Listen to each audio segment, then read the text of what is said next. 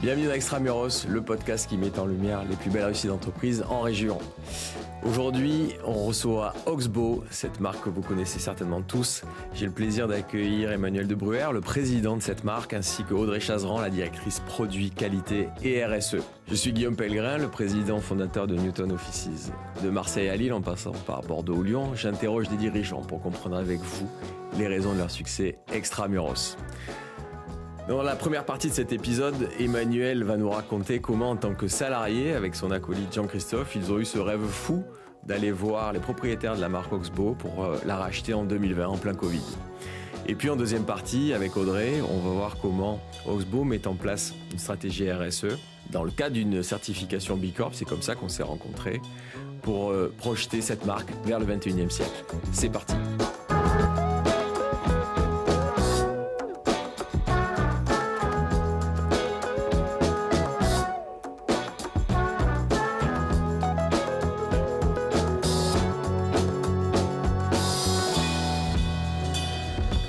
Bonjour Audrey, bonjour Emmanuel.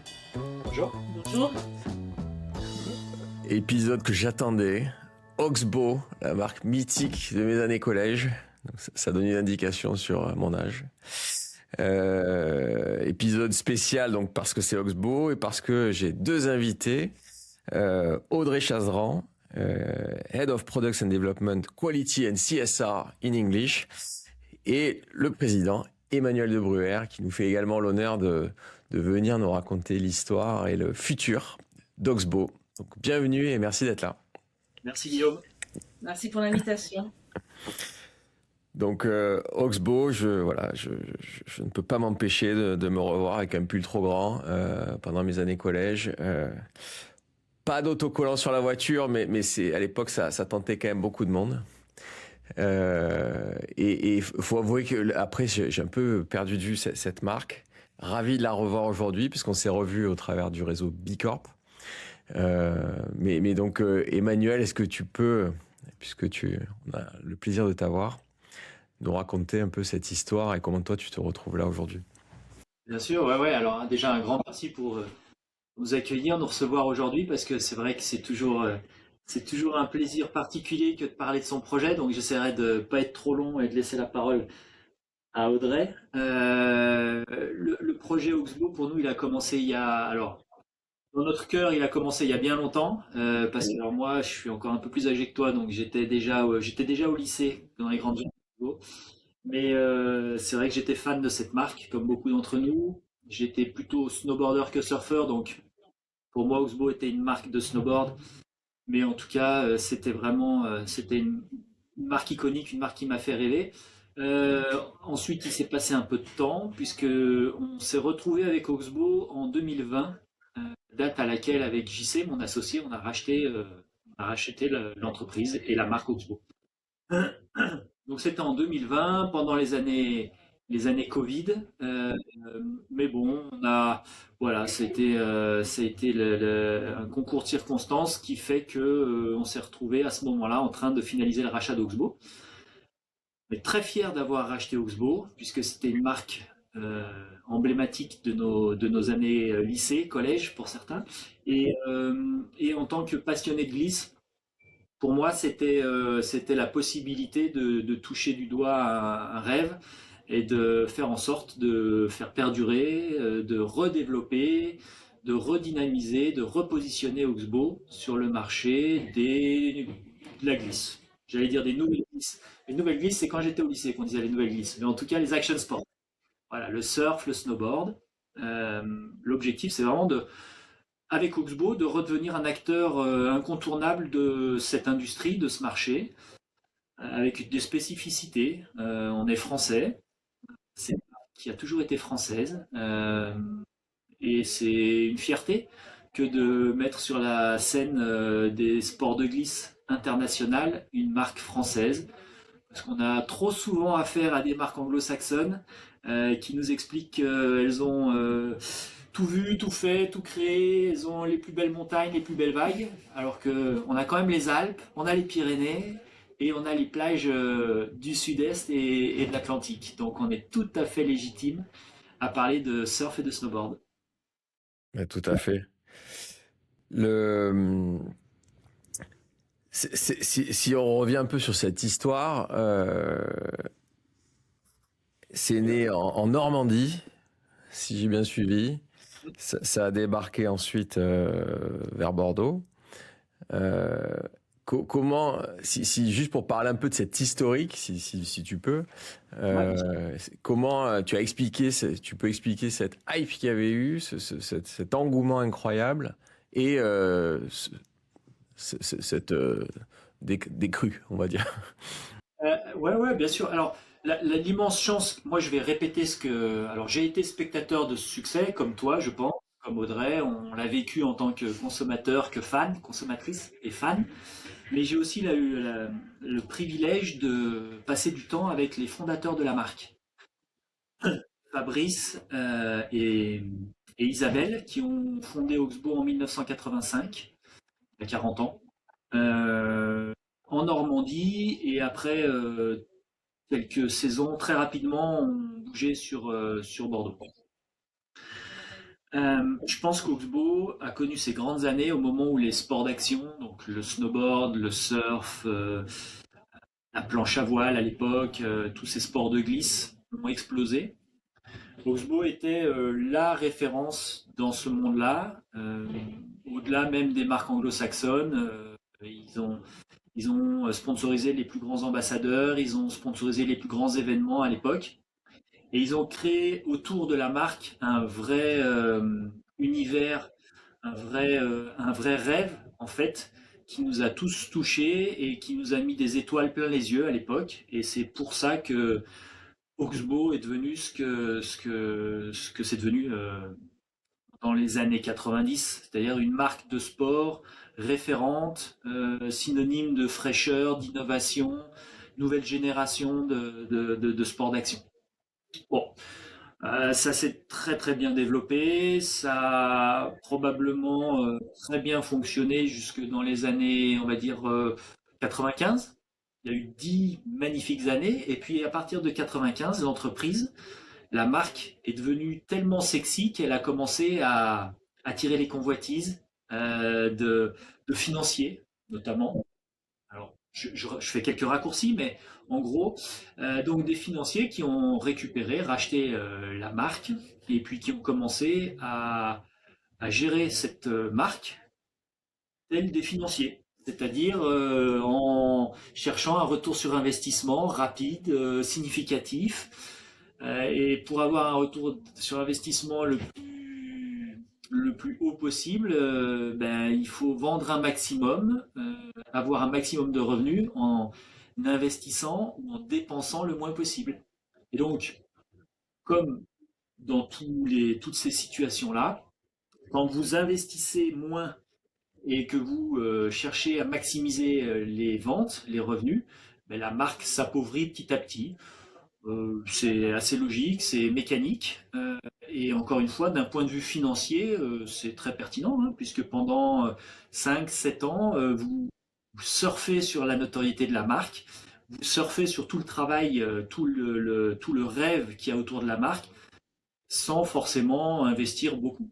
Donc c'est ce qui s'est passé, c'est aussi ce qui explique le fait que petit à petit, la marque se soit appauvrie, puisqu'en marketing, les efforts ont été terriblement réduits.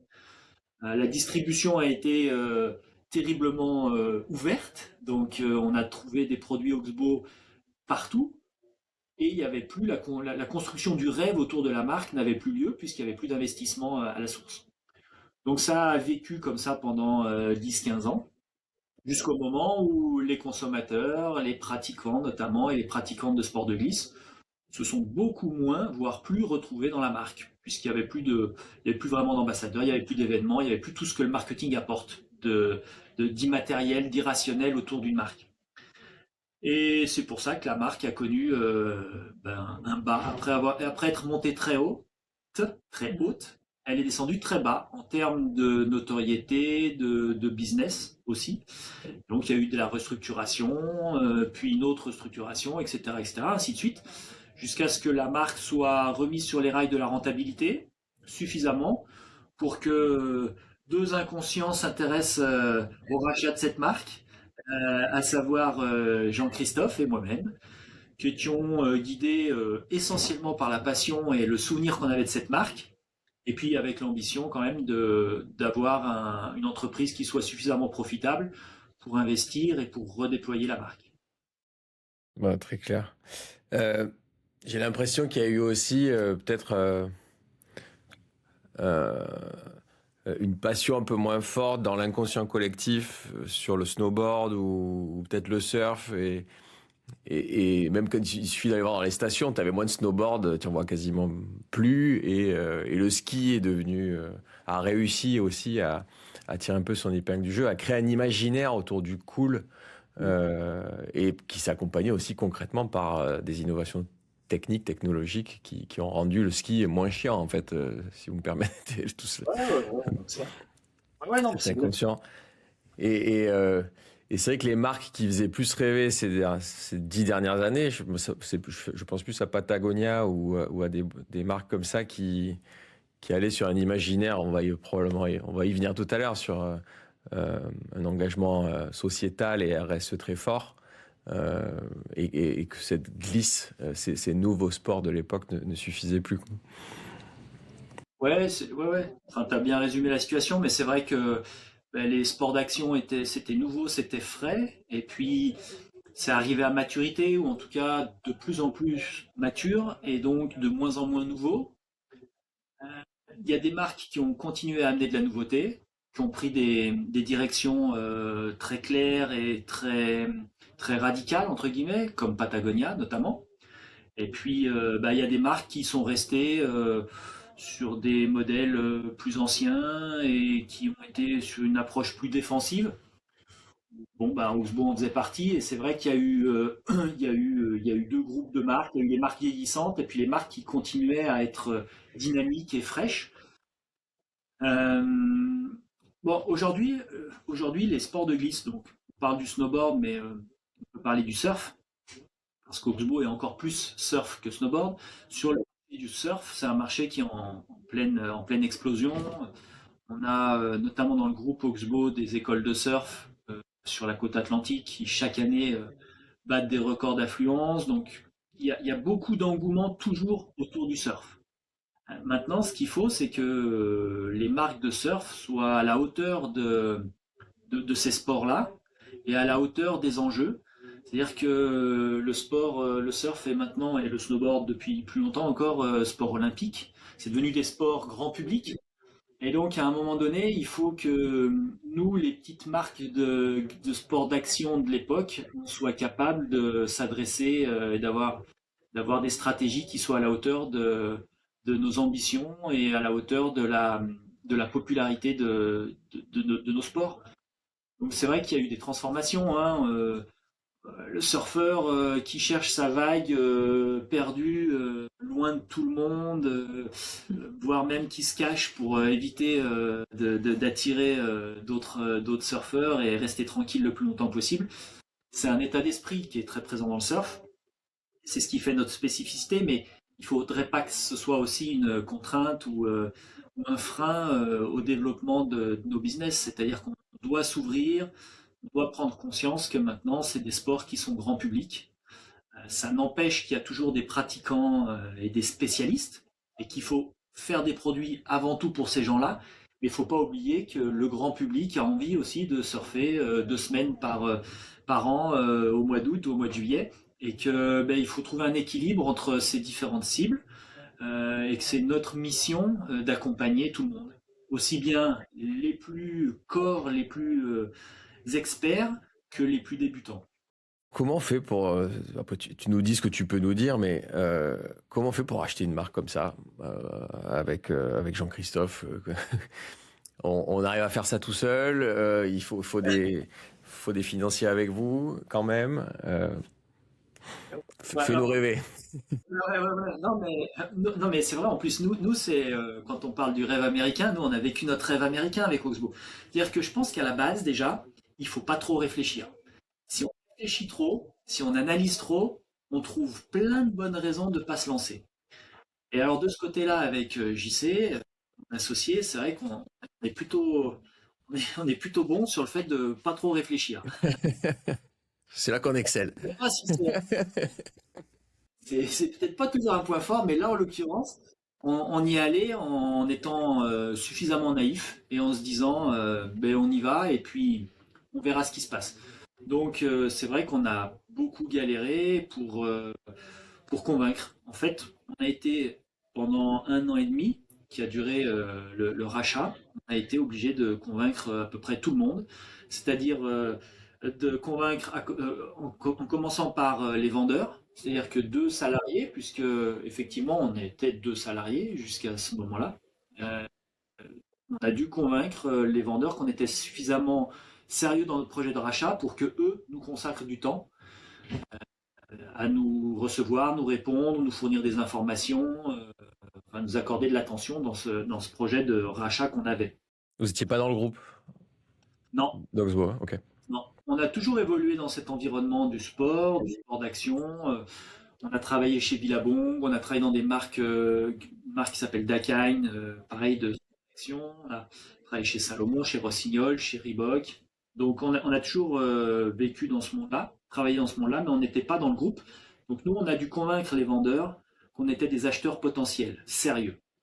Euh, on a dû ensuite convaincre des investisseurs particuliers, privés, plus ou moins proches de nous, que notre projet il était sérieux, qu'on avait le bon profil et qu'Oxbow était une marque avec suffisamment de potentiel pour avoir un avenir.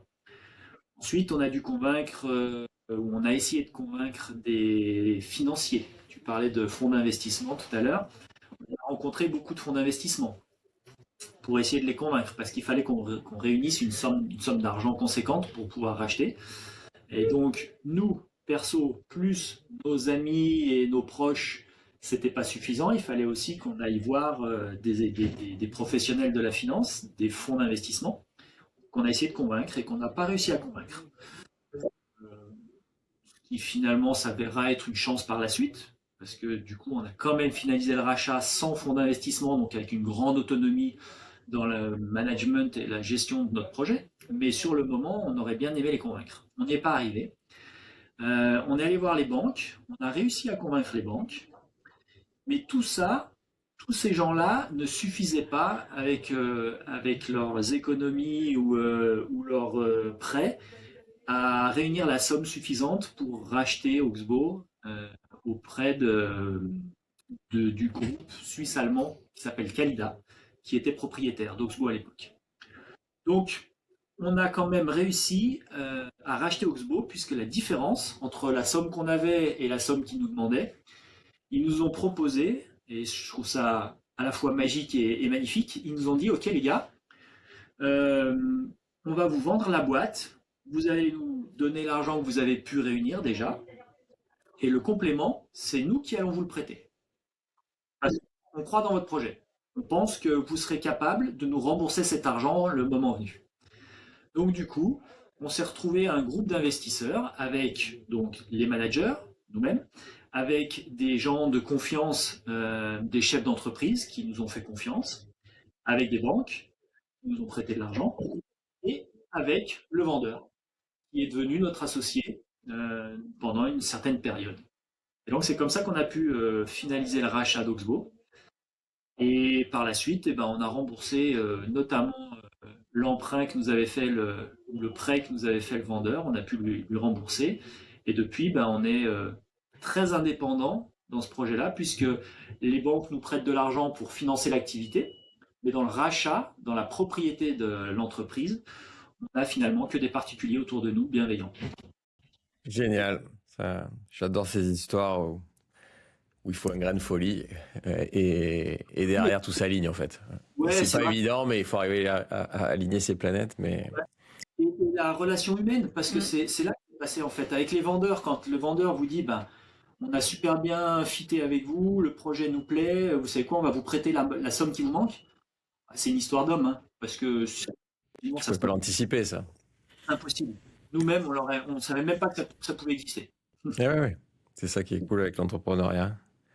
Bon, génial. Et donc ça y est, c'est derrière vous. Vous êtes au capital. Les banques vous prêtent, c'est magnifique. C'est quoi donc la strat que tu as évoquée et votre vision? Et qu'est-ce qui a convaincu tout le monde finalement? Alors le projet initial, qui est toujours d'actualité, si tu veux, c'est qu'on a racheté une marque qui à l'origine était une marque d'action sport, une marque de sport française, et qui s'était petit à petit éloignée du sport. C'est-à-dire que des raisons de rentabilité, de plus en plus, Oxbow était devenu une marque de prêt-à-porter et n'était plus achetée par les pratiquants et les pratiquantes pour faire du surf ou du snowboard. Pour plein de bonnes raisons. Des raisons produits déjà, Oxbow ne faisait plus les produits pour la pratique. C'est des produits chers, c'est des produits, les combinaisons de surf, les produits pour faire les vestes, les pantalons pour aller sur la neige. C'est des produits compliqués à développer, c'est des produits chers, c'est des produits sur lesquels il y a des marges faibles. Donc forcément, c'est ces produits qu'on fait le moins possible quand on cherche à remettre une boîte sur les rails de la rentabilité. Donc ces produits-là avaient été abandonnés. Toi, quand tu la rachètes, c'est à l'équilibre, c'est rentable. Ouais. Ok. C'est rentable. Par contre, c'est une marque plus de prêt-à-porter qu'une marque de sport. Ok. Et donc nous, notre ambition, c'est de refaire d'Oxbow une marque de sport, tout en conservant notre rentabilité. Et redevenir une marque de sport, pourquoi? Une marque de surf, une marque de snowboard ou de ski, pourquoi? Parce que en fait, la source d'énergie qui a toujours fait vivre Oxbow, c'est le fait d'être une marque pour les pratiquants et pour les pratiquants, portée par les surfeurs, les surfeuses, les gens qui sont sur la neige. Et ces gens-là, eux-mêmes influencent des gens qui sont moins pratiquants, mais qui consomment tout autant et qui, en achetant des produits Oxbow, vont revendiquer le fait d'être aussi cool que des surfeurs, des surfeuses ou des gens qui sont sur la neige. Donc il fallait vraiment qu'on arrive à reconquérir le noyau de pratiquants pour continuer à alimenter le rêve en fait. Parce que c'est ces gens-là qui font rêver les autres, qui habitent pas forcément au bord de l'eau ou dans la montagne, mais qui vont mettre des t-shirts et des vestes et des pantalons. Donc notre ambition, c'est de redevenir une marque pour les pratiquants et les pratiquantes, et de continuer à faire rêver les moins pratiquants, voire les non pratiquants, mais qui continueront à acheter ces produits-là pour le rêve que ça représente, que Oxbow représente. Et donc c'est ce qu'on fait depuis 5 ans. On est en train de repositionner la marque, on est en train de redéployer la marque avec une spécificité, puisqu'on est toujours une marque française, on est toujours une marque de sport de plus en plus. On a rajouté une composante qui est l'éco-responsabilité, puisqu'aujourd'hui, le monde dans lequel on vit fait qu'on est obligé de prendre cette donnée-là en compte dans nos stratégies. Ouais. Puis, vous êtes collé à la nature, donc c'est le partenaire de jeu évident, quoi. C'est sûr qu'on est les premiers concernés là pour le coup. C'est quoi du coup les premiers produits que vous relancez pour justement les professionnels ou les vrais pratiquants? Et ben, c'est les combinaisons de surf.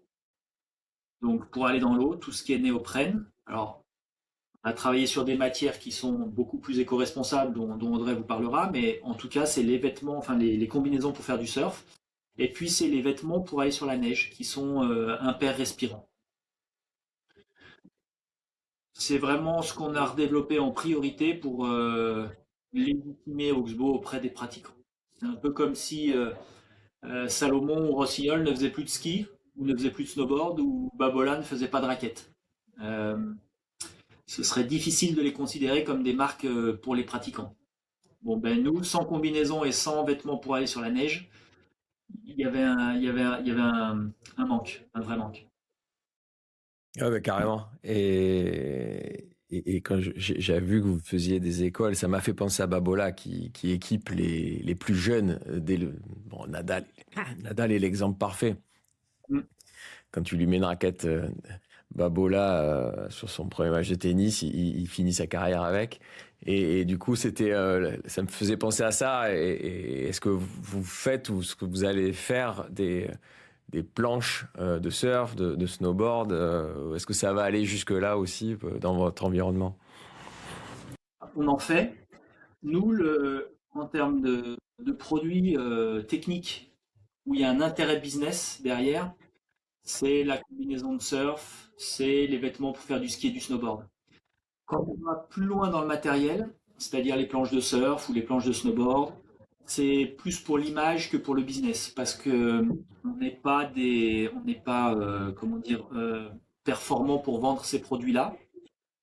On n'ira pas concurrencer les marques de ski, les marques de snowboard ou les marques de planches de surf.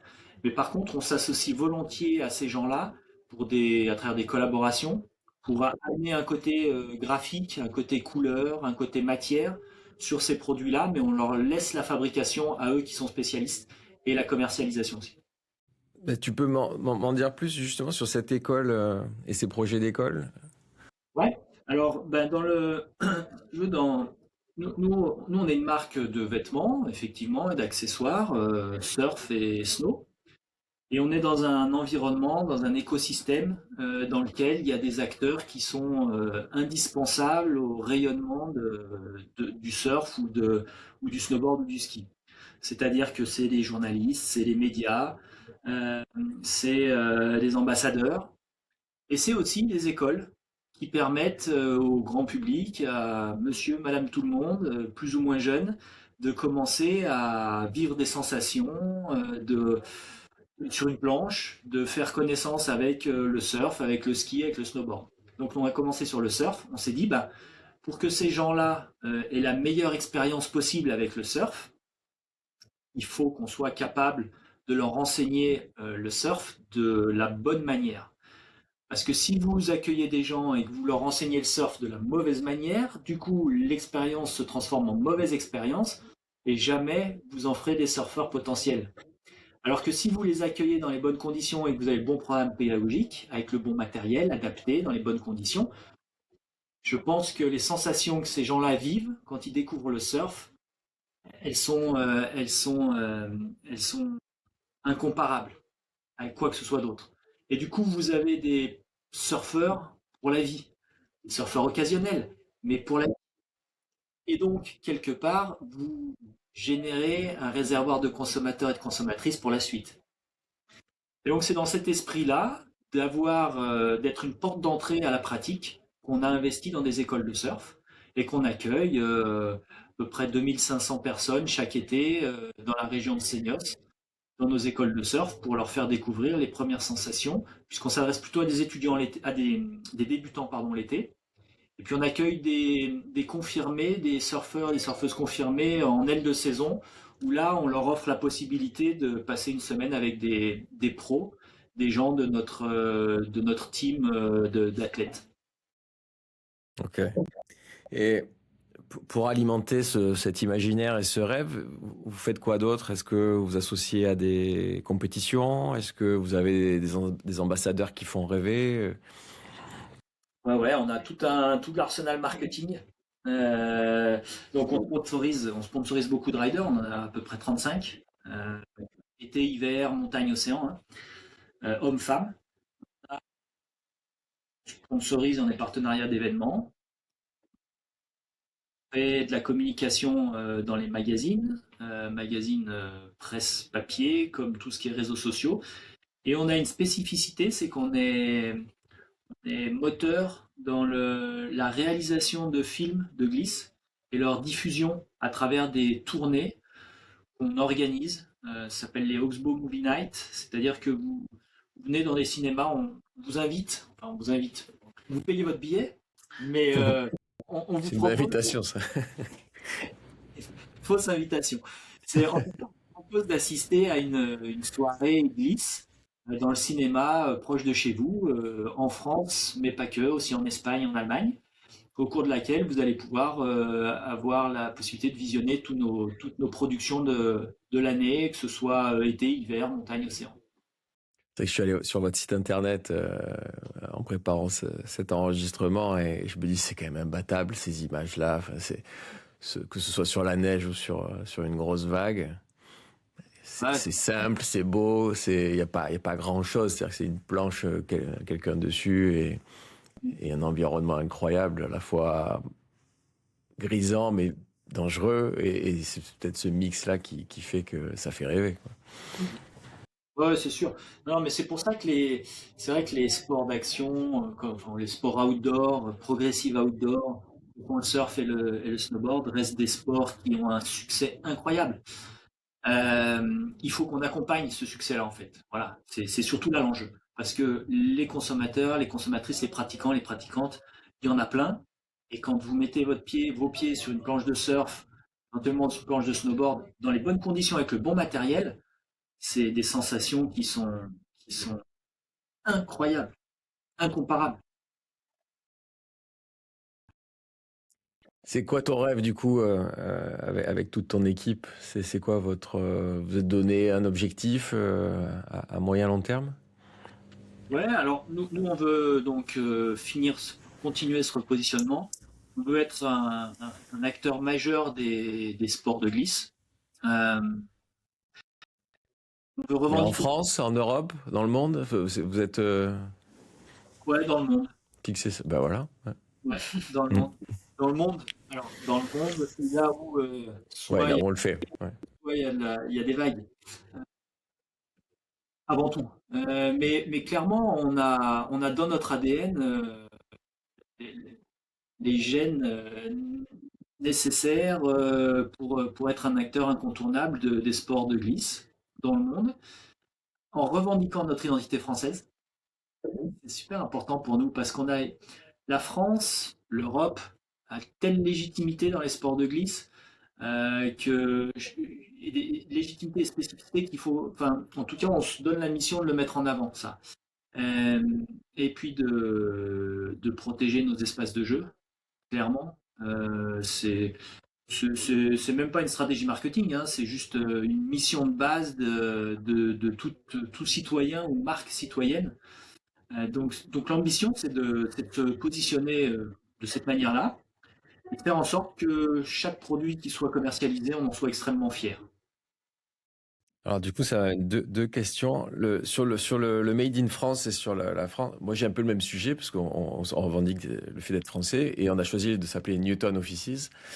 Oxbow, ça sonne pas hyper franchouillard. Comment vous le gérez ça? En fait, être français aujourd'hui, ça veut dire être aussi citoyen du monde. Si on veut jouer un rôle mondial, il faut qu'on soit capable de s'exprimer en anglais, de s'adresser à tout type de personnes, qu'elles soient espagnoles, allemandes, portugaises, italiennes, américaines brésiliennes. Donc en fait, c'est la France du 21e siècle, hein. C'est la France dynamique, c'est la France qui veut jouer un rôle global. On est décomplexé de notre accent français et on y va, hein. On est tout à fait capable de dealer avec tout type de nationalité, dans toutes les langues. Et on l'assume complètement. Et notre accent français ne fait que renforcer notre identité et C'est le notre charme. Ouais. charme. Et donc, et au-delà de ça, donc, ça s'incarne, comment vous montrez que c'est du prêt-à-porter français, avec une vision française par rapport à vos concurrents? Je pense il y a la créativité dont on fait preuve. La France est connue pour être un territoire créatif, notamment dans la gastronomie, notamment dans tout ce qui est la mode vestimentaire, notamment. Donc, on joue notre rôle de créativité à ce niveau-là. Et d'autre part, alors créativité, qualité, hein, ça va ensemble. Il y a un vrai savoir-faire, il y a une vraie approche en France des tendances, du développement produit, une attention à la qualité. Ouais. Et puis la deuxième caractéristique du fait qu'on soit français, je pense que c'est le côté environnemental. On s'aperçoit quand même que la France est à la pointe, même si c'est jamais assez, ça va jamais assez loin, c'est jamais assez rapide. N'empêche que la France est quand même réputée pour être en pointe au niveau environnemental, protection de l'environnement. Et donc on a aussi cette image-là et on essaye d'en être ouais, porteur. Donc c'est à ce niveau-là le côté français. Après, on a nos montagnes, on a nos plages, nos vagues qui font que Ouais, nos paysages, ouais. Ouais. nos paysages. Mm, mm. Nous, en plus, on est à Bordeaux, alors c'est vrai que dans du surf, vous marquez vite les esprits hein, quand vous êtes de Bordeaux. Les surfeurs et les surfeuses sont pas ceux qui consomment le moins de vin, donc on a notre petite spécificité, ouais. Et l'autre question qui me venait en t'écoutant sur cette vision, c'est bah, puisque le monde est l'objectif, c'est comment vous êtes distribué et comment tu atteins. Est-ce que tu as des marchés ciblés? Est-ce que c'est le Japon? Est-ce que c'est les US? Est-ce que c'est un autre? Ouais. Alors, nous, quand on a racheté Oxbow, je pense que 80%, 90% du business était fait en France. Depuis, on a mis en place des structures commerciales partout en Europe, avec une priorité sur l'Allemagne et une priorité sur l'Espagne, qui sont les deux gros pays à côté de la France pour tout ce qui est sport de glisse, soit au niveau des montagnes, soit pour tout ce qui est océan. Après, on a la Belgique, la Hollande, on a l'Angleterre et l'Italie qui sont très, très près derrière, mais on a d'abord déployé Oxbow sur l'Europe. Et puis maintenant que ça s'est fait, on a en ligne de mire les États-Unis euh, pour deux raisons. Une raison business, c'est un pays de pratiquants, c'est indéniable, et aussi beaucoup pour des raisons d'image. Euh, il y a deux centres ou épicentres des sports d'action dans le monde. L'un, c'est en Europe, et notamment en France. Et l'autre, c'est, je ne vais pas me faire des amis à Hawaï, mais je dirais la Californie du Sud. Et donc, c'est vrai que pour être considéré comme une marque globale, une marque forte, une marque légitime, qu'on soit français ou qu'on soit américain, c'est bien d'avoir un pied de part et d'autre de l'Atlantique. Donc, on a les US. Euh, L'Asie, on l'a dans un coin de la tête, que ce soit la Chine qui est un énorme réservoir de clientèle, mais avec très peu de culture glisse pour l'instant, ou le Japon, où là il y a une très forte culture glisse, en montagne et dans l'eau.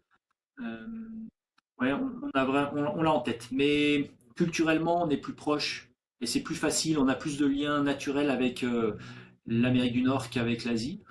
Donc on fera dans cet ordre-là. Et en Europe, t'as pas cité Suisse, Autriche, qui sont en plein milieu des Alpes. C'est des marchés plus petits, plus difficiles? Alors l'Autriche, pour nous, à tort, j'espère qu'ils ne nous écouteront pas, ou en tout cas qu'ils ne comprendront pas, mais on les associe à l'Allemagne. Donc quand on parle d'Allemagne, c'est Allemagne-Autriche, effectivement. Pour ce qui est de la Suisse, c'est un peu spécifique parce qu'ils sont hors Europe, euh, dans le sens économique douane. Donc c'est toujours plus compliqué d'exporter en Suisse. Mais si effectivement il y a un vrai marché avec le pouvoir d'achat, de l'appétence pour les marques de glisse. Donc la Suisse fait partie. On est distribué en Suisse. Alors justement, comment ça marche si on pourrait acheter du Oxbow en Alors, France ou ailleurs? il y a trois moyens d'acheter du Oxbow. Il y a notre site internet qui représente en gros, on va dire 20% de nos ventes. Euh, il y a nos boutiques. On a 35 boutiques en France, 35 magasins Oxbow. On en a même un en Espagne qui représente à peu près 20% de notre chiffre d'affaires. Et puis on a quand même 60-70% de nos produits, de notre chiffre d'affaires, nos produits qui sont vendus chez des revendeurs, que ce soit des revendeurs spécialisés comme les magasins de surf ou les magasins de ski de snowboard en France et à l'étranger, ou alors massivement les intersports et les sports de mille. Et dans les magasins spécialisés, on a des magasins physiques, on a des magasins digitaux, enfin en ligne, que sont les EcoSport, les Snow Leader, Bliss Pro Shop. Enfin, Et l'idée, c'est de continuer sur ce mix ouais, ou de le faire évoluer d'une façon ou non, d'une autre? Ça vous va bien, ça? ouais, ça nous va bien en fait. Ça nous va bien. On a vécu différentes périodes. Il y a eu au début, donc, quand on était plus jeune, c'était le tout physique, avec des magasins physiques, le digital est arrivé. Et là, du coup, c'était le tout digital. Puis là, on a le sentiment qu'on est arrivé à un équilibre qui se maintient plus ou moins entre le physique et le digital, et les deux sont complémentaires, clairement. Donc, c'est vrai on est content de cet équilibre. Ça se complète, ça se nourrit mutuellement. Ça fonctionne bien, ouais.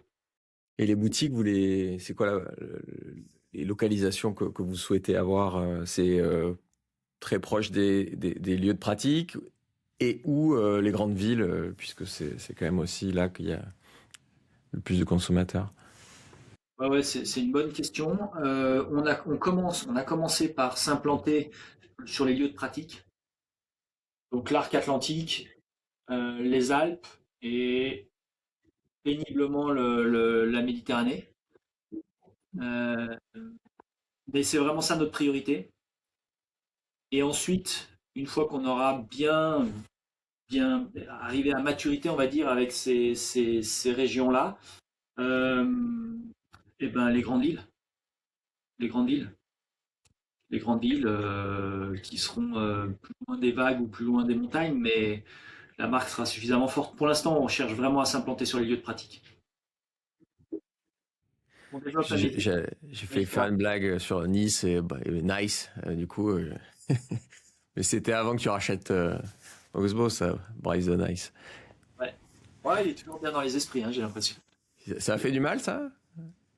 Ou au contraire Non, non, franchement, non, non. Je crois que c'est, je crois que c'est, en fait, en tant que surfeur, je le vis comme une marque de notoriété de ce sport, comme le fait que voilà, on a atteint un niveau de maturité du surf qui fait que, ben, voilà, même, ouais, des films, Bryce the Nice, je veux dire, ça représente le fait que, voilà, on fait partie de la vie des Français maintenant, le surf. Je veux dire, donc c'est plutôt cool. Après, ben oui, il y a des clichés dans le surf comme il y en a dans d'autres sports. Et Jean Dujardin a bien fait d'exploiter ces clichés-là parce que c'est pas totalement faux.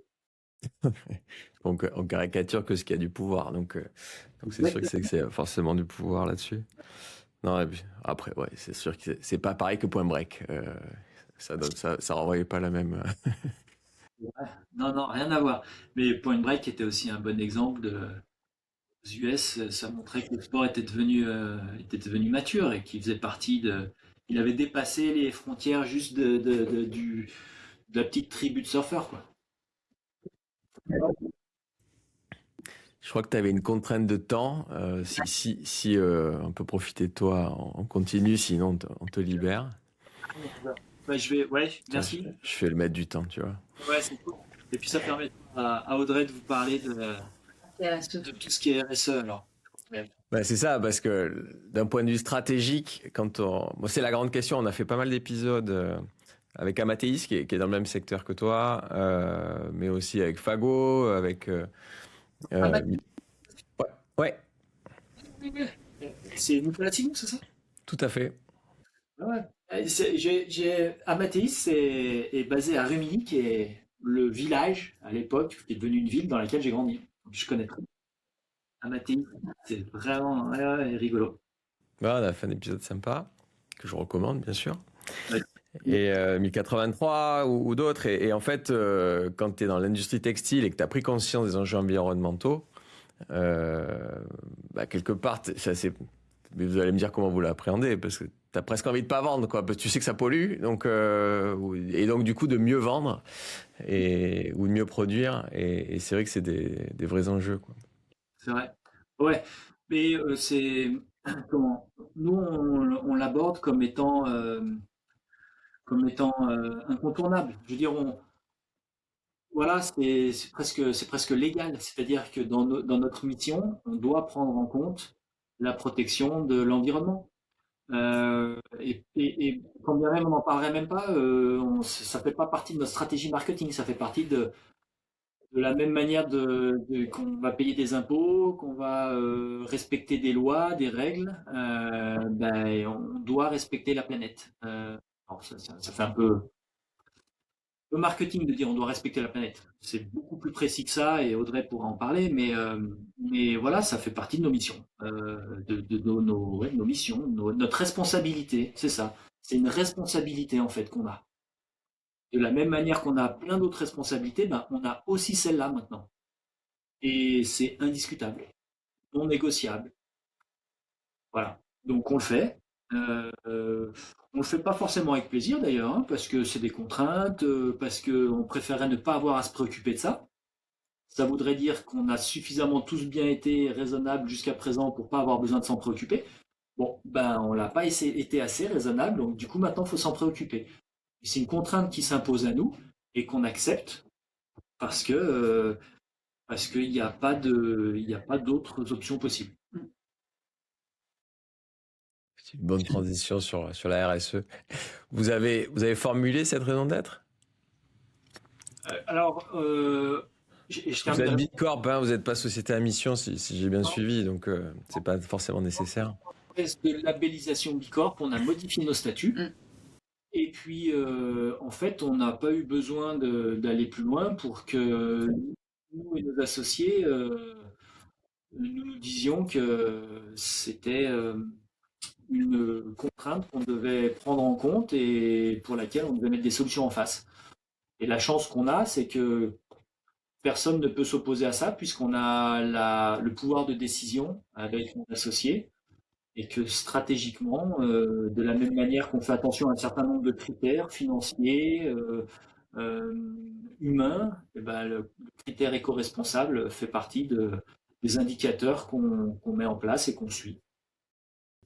Très bien. Bon, Merci Emmanuel, on te libère. à toi Guillaume, et puis au plaisir de se croiser à l'occasion. Si tu passes sur Bordeaux, n'hésite pas. Je n'hésiterai pas. Avec grand plaisir. Oui, n'hésitera pas. Voilà, vous êtes les bienvenus chez Newton, partout où nous sommes. Dans l'entrepreneuriat, j'imagine que ça doit être intéressant d'échanger avec toi. Merci. Alors, écoute, on se voit très bientôt alors. Plaisir. À bientôt. À bientôt. Et on reste avec Audrey. Donc nous, on s'est rencontrés par le réseau Bicorp. Et c'est grâce à ça qu'on a la chance de faire cet épisode aujourd'hui.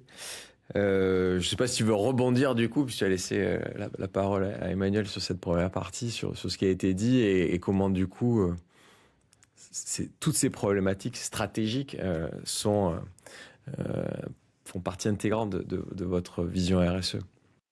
Tout à fait. Depuis la reprise en fait de Jean-Christophe et d'Emmanuel, comme il disait, la marque s'était diluée et ils l'ont vraiment refait pour que cette marque elle redevienne engagée et moderne comme elle se doit, et avec toute une partie effectivement RSE, avec tout un travail tant au niveau des produits, des matières utilisées sur ces produits, et un travail aussi d'ancrage local, travail aussi avec des associations, développe aussi certains produits innovants qu'on essaye qui ait le moins d'impact possible, on va dire, sur l'environnement. Alors, ça reste des produits qui sont faits à très petite échelle, mais c'est un début pour pouvoir potentiellement le faire à plus grande échelle et avec beaucoup plus de volume. Alors, c'est quoi la façon la plus vertueuse de produire des vêtements ou des textiles techniques? Il y a eu ce grand engouement du Made in France qu'on comprend bien. Le local est forcément souvent plus vertueux, mais j'imagine que c'est pas aussi simple que ça quand on a besoin de faire des produits techniques. On en avait parlé dans l'épisode avec Fago, ça m'a toujours marqué, c'est que le caoutchouc pousse pas en France, quoi. Et eux, ils avaient pris le parti de produire les semelles de mémoire des chaussures au plus près de la zone de production de la matière première. Est-ce que c'est comme ça que vous apprenez ces sujets-là? Alors effectivement, pour rejoindre Fago, si on pouvait le faire, on le ferait. Et on l'a eu fait. on a fait une grosse partie de la production Snow en Europe pour effectivement se rapprocher. Mais à un moment donné, on s'est vite essoufflé parce que le soutien, on va dire, des usines,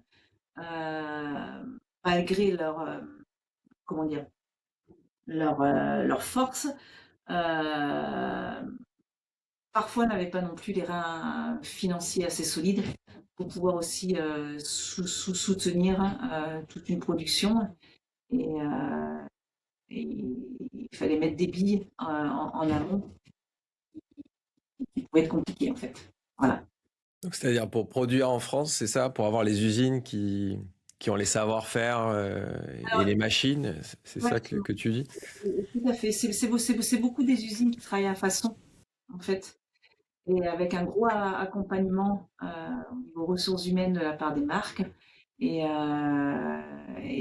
ça demande du temps. Alors, on l'a eu fait, et on le fait toujours sur nos produits phares, tels que les pulls Oxbow, qui sont made in France. Il y a eu aussi des maillots de bain qui ont été faits en France.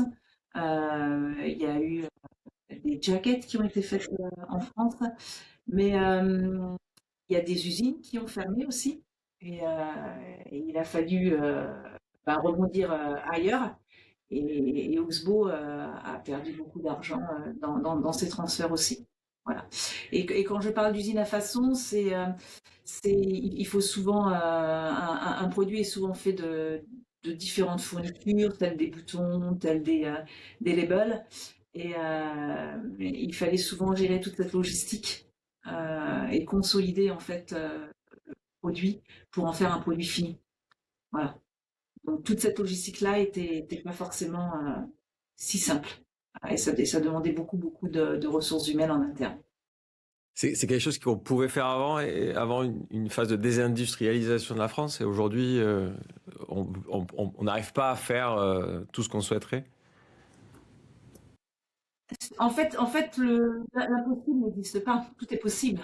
Après, c'est aussi une question de moyens, c'est aussi une question je pense qu'une grosse entreprise aurait potentiellement plus de facilité à faire d'une Made in France qu'une entreprise moyenne, de par ses moyens financiers et de par ses ressources humaines, euh, parce que ça demande un soutien financier et humain assez conséquent. Voilà, de pouvoir faire ça en France. On avait eu une discussion avec Nicolas Damatis assez directe là-dessus. Il n'y avait, enfin, le Made in France, c'est pas aussi simple que ça. Le marché est pas toujours là. La demande n'est pas toujours prête à mettre le prix d'un produit qui a été 100% fait Made in France. Est-ce que c'est quelque chose que vous constatez aussi? Ah oui, tout à fait. Tout à fait. Aussi derrière, effectivement, les consommateurs souhaitent du Made in France, mais pas mettre le prix qu'il y a derrière aussi. Et le Made in France a un certain coût. Tout à fait. Après, au niveau qualité, durabilité, euh, il n'y a pas que du Made in France. Enfin, je veux dire, le Made in France en fait partie. Cette qualité, cette durabilité peut être aussi développée ailleurs. Du coup, vous faites comment Pour pour trouver cette qualité et cet équilibre qui vous convient à la fois dans la durabilité? C'est au niveau européen, c'est dans tout pays où on arrive quand même à faire de la qualité pourvu qu'on prenne le moyen de transport le plus vertueux possible ensuite? Alors, on a des exigences assez fortes en termes de responsabilité sociale et environnementale avec les usines avec lesquelles on travaille. Ça, c'est déjà un premier pas avec énormément d'audits, de contrôle qualité sur place. Donc ça, c'est très très fort. Et on travaille avec très peu d'usines pour justement avoir un contrôle sur la qualité plus.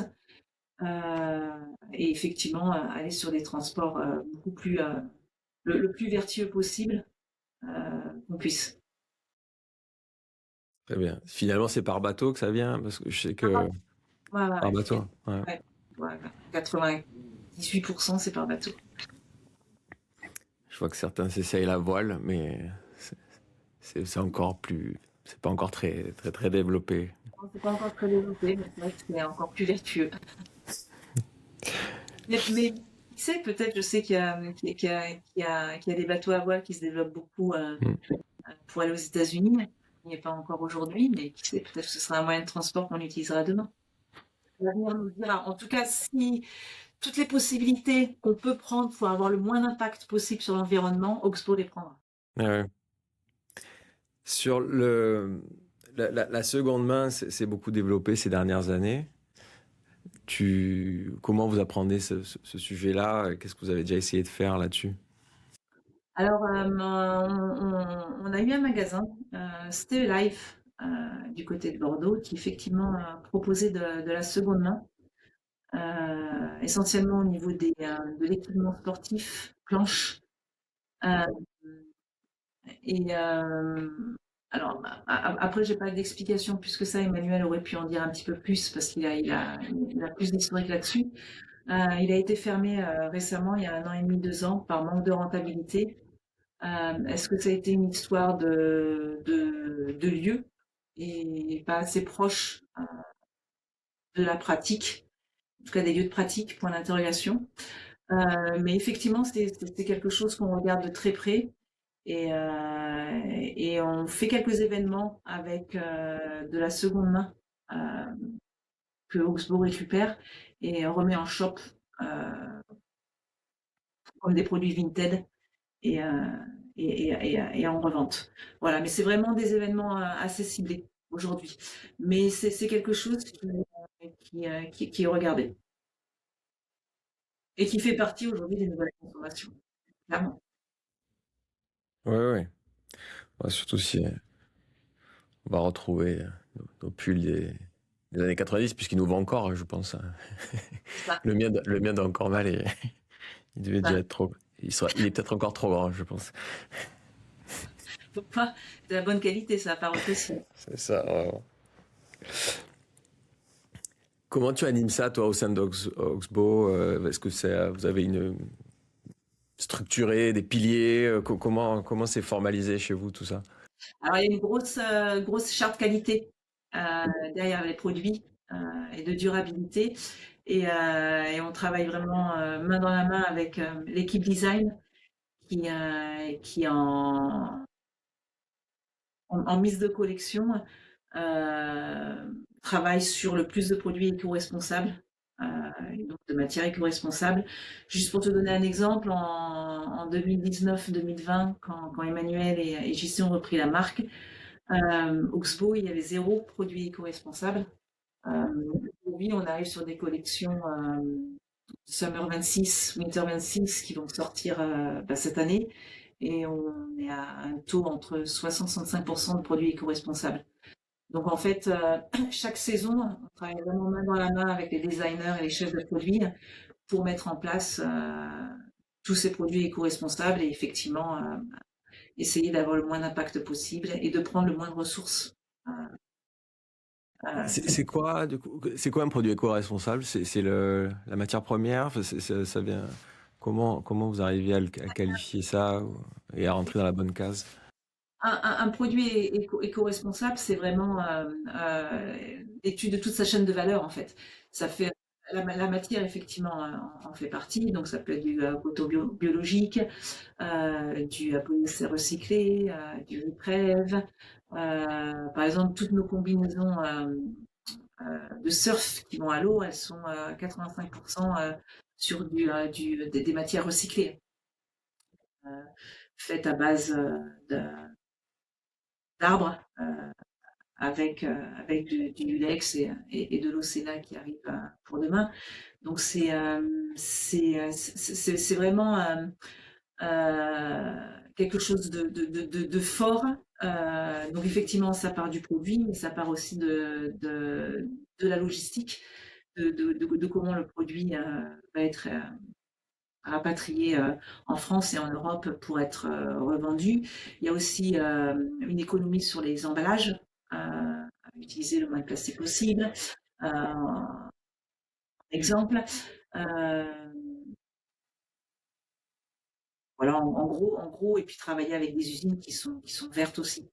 Donc c'est vraiment tout un travail sur toute la chaîne de valeur avec un gros, on va dire un gros cahier des charges au niveau qualité.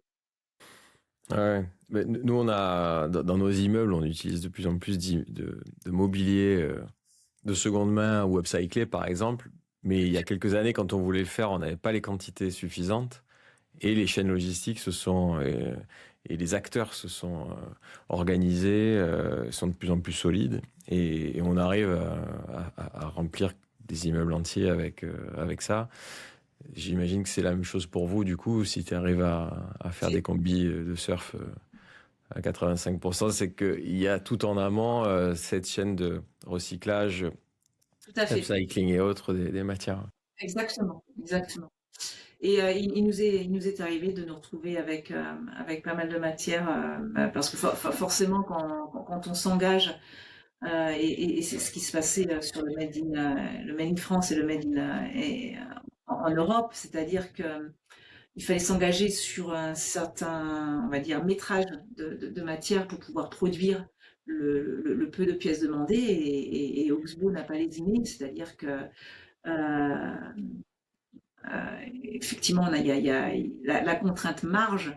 euh, il y a eu un choix de dire, eh ben, tant pis, on fera moins de marge, mais on veut vraiment produire en Europe ou en France pour pouvoir effectivement proposer des produits qui soient éco-responsables aux consommateurs. Et donc, on s'est retrouvé avec des rouleaux de matière en plus de ce qu'on avait pu vendre. Et effectivement, on s'est retrouvé à réutiliser ces matières-là faire du upcycling sur d'autres produits et sur d'autres collections. Et sur les packaging, donc, c'est vos designers aussi qui ont ça en charge et ça en tête? Non, alors ça, c'est la partie plutôt développement euh, produit et qualité. Et effectivement, euh, tous les packaging, alors c'est toujours difficile d'enlever tout le plastique, même si dans un monde idéal, on aimerait ne plus avoir de plastique. Et c'est difficile parce que quand ces produits arrivent en entrepôt, l'entrepôt gère les produits d'une certaine manière et il faut vraiment travailler main dans la main avec les entrepôts pour pouvoir effectivement réduire au maximum le packaging. Donc, on a réduit la taille des polybags sur certains produits. On a enlevé des protections carton qu'on utilisait sur des chemises ou autres. Souvent, on avait des tissue paper qu'on utilisait pour protéger les logos, on les a aussi retirés. On utilisait des épingles à un moment donné à nourrice pour tenir les enclaves, on les a retirés. Enfin, il y a eu tout un travail au niveau du packaging produit en lui-même pour qu'il soit qu'il soit rendu au consommateur le plus simplement possible. Et donc forcément, ça a un impact aussi sur la logistique parce que moins de packaging, plus léger le produit est, donc plus on peut en expédier et moins l'impact est sur l'impact carbone derrière, quoi. Alors, on s'est rencontrés par le B Corp, je le disais tout à l'heure. Comment vous êtes arrivé à faire de la démarche de certification et comment ça s'intègre dans votre quotidien? Alors, personnellement, je n'ai pas été à la genèse de cette certification B Corp. Prédécesseur l'a été. Mais c'est ce que j'expliquais avant ce podcast, c'est qu'en fait la certification B Corp a été du sens commun, c'est-à-dire que par rapport à tout ce que faisait aujourd'hui Oxbow et ce qu'a fait Oxbow sur la RSE et la responsabilité sociale et environnementale, ça n'avait que de sens qu'elle puisse être certifiée B Corp.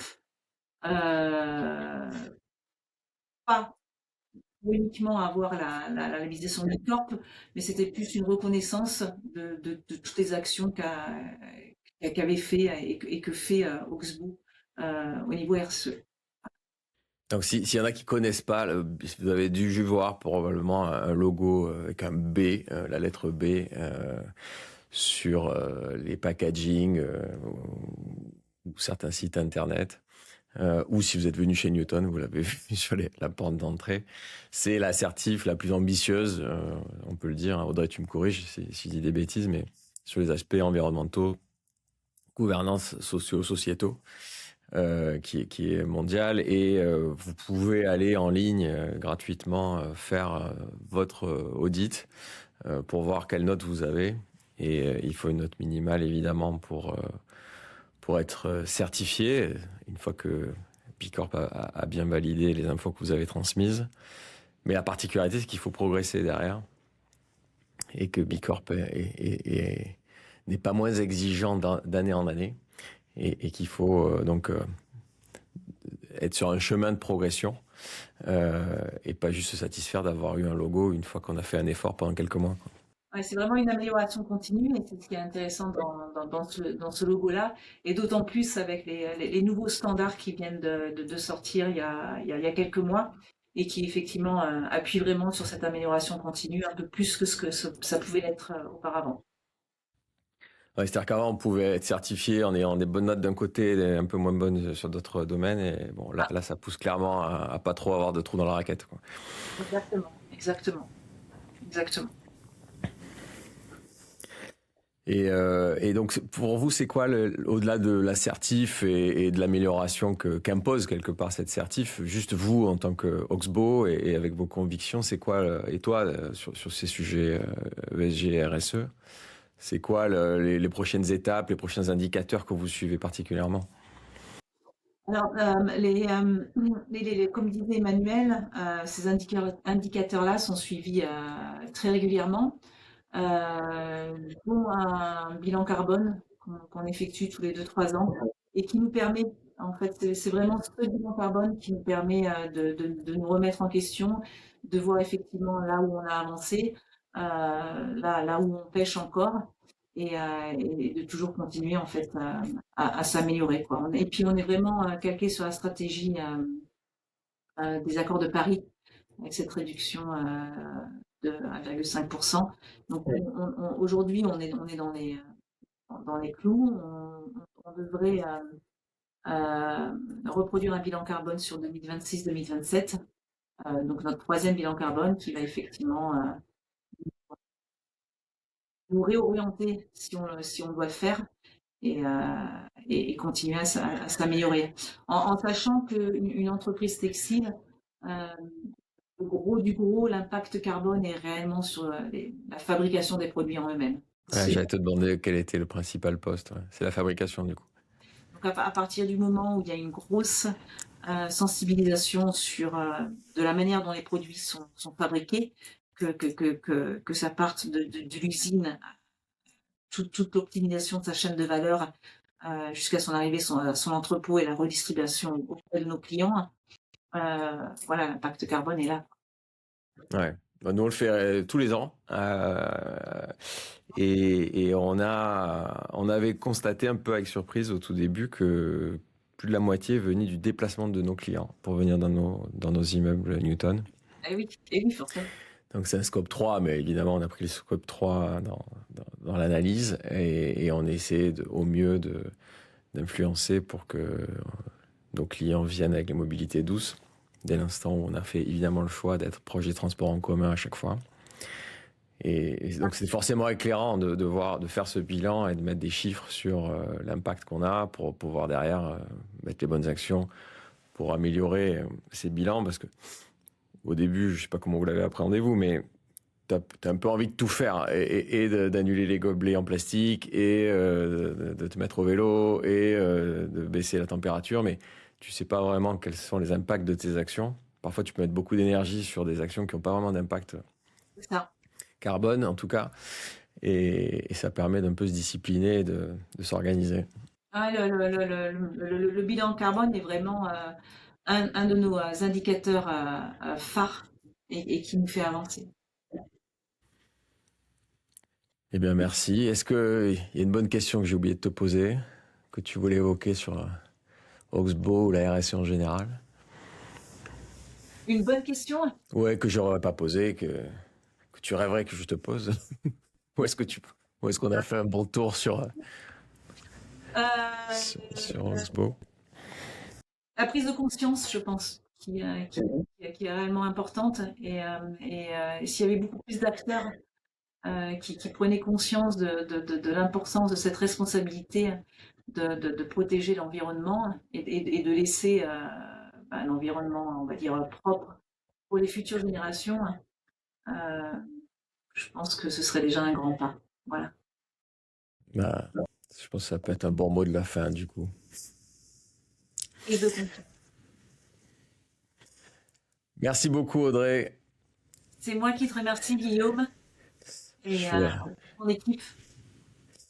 Merci, on se voit bientôt et je vais aller retourner chez mes parents, rechercher ce fameux pull Oxbow. Je suis sûr qu'il est pas loin. Envoie-nous une photo. Ça marche. Merci. Tu nous feras rêver aussi. À bientôt, Guillaume. Merci, Audrey.